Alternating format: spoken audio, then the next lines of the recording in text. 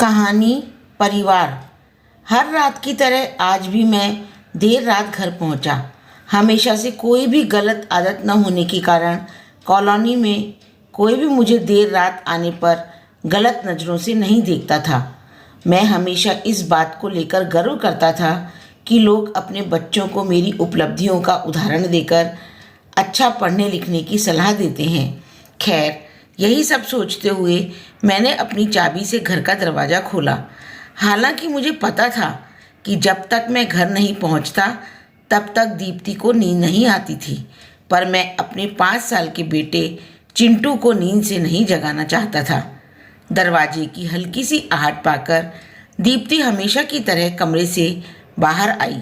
तब तक मैं हाथ मुंह धोने बाथरूम की तरफ जा चुका था और हमेशा की तरह दीप्ति खाना गर्म करने किचन में चली गई। हर रोज़ ऐसा ही होता था।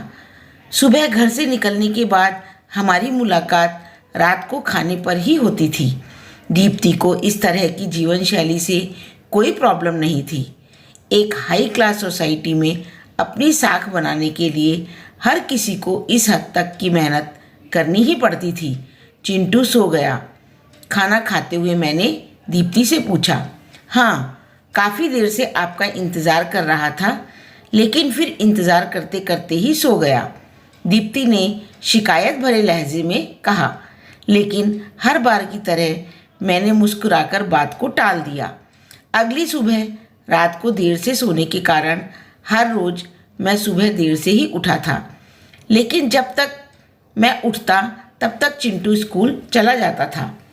चिंटू की हमेशा शिकायत रहती कि मैं उसे कभी बाहर घुमाने नहीं ले जाता और शायद इसी बात को लेकर वह मुझसे नाराज़ भी था। हमेशा की तरह मैंने उठकर दीप्ति को आवाज़ लगाई और बाथरूम में घुस गया।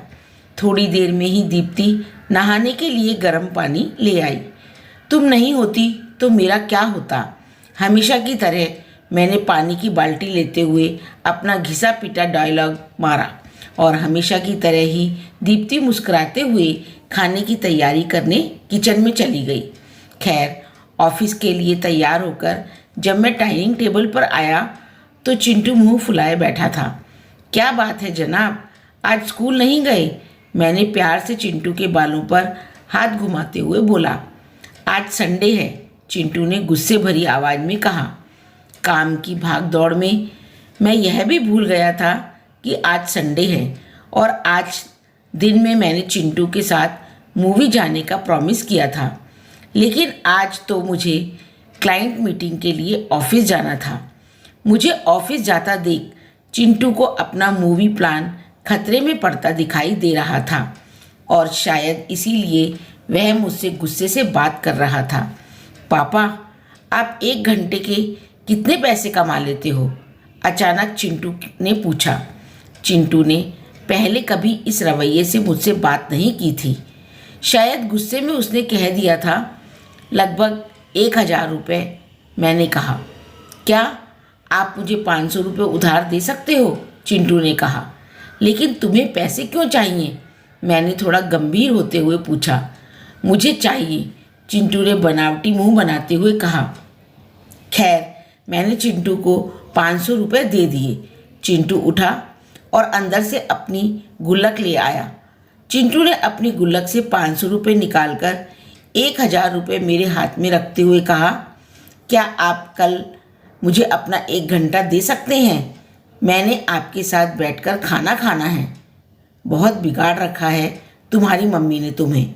चिंटू की इस हरकत पर मैंने गुस्से से चिंटू को एक थप्पड़ लगाते हुए कहा। आज ऑफिस जाते हुए मैं मन में बस यही सोच रहा था कि इस भागदौड़ भरी जिंदगी में क्या सब कुछ खरीदा जा सकता है।